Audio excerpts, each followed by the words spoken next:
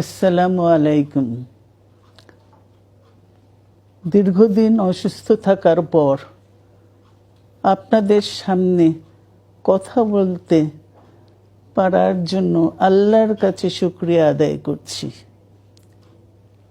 আমার কারাবন্দী অবস্থায় আপনারা আমার কারামুক্তি ও রোগ মুক্তির জন্য সংগ্রাম করেছেন, দোয়া করেছেন।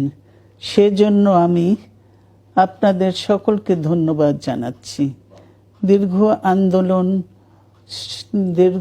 আন্দোলন সংগ্রাম ও ত্যাগের মধ্য দিয়ে আমরা ফ্যাসিবাদী অবৈধ সরকারের কাছ থেকে মুক্তি পেয়েছি।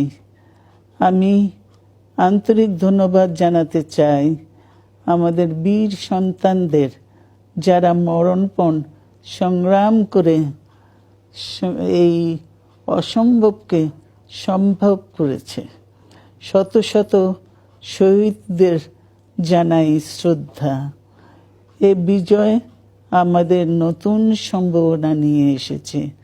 দীর্ঘদিনের নজিরবিহীন দুর্নীতি,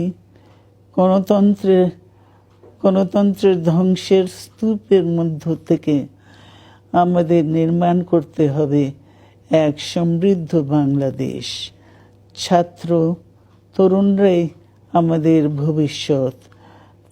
তরুণরা এই যে স্বপ্ন নিয়ে বুকের রক্ত ঢেলে দিয়েছে, সেই স্বপ্ন বাস্তবায়নে করতে মেধা, যোগ্যতা, জ্ঞান ভিত্তিক গণতান্ত্রিক বাংলাদেশ গড়ে তুলতে হবে।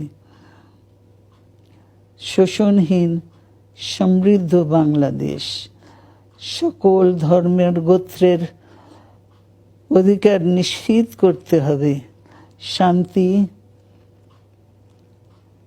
প্রগতি আর সাম্যের ভিত্তিতে আধুনিক বাংলাদেশ নির্মাণে আসুন আমরা তরুণদের হাত শক্তিশালী করি।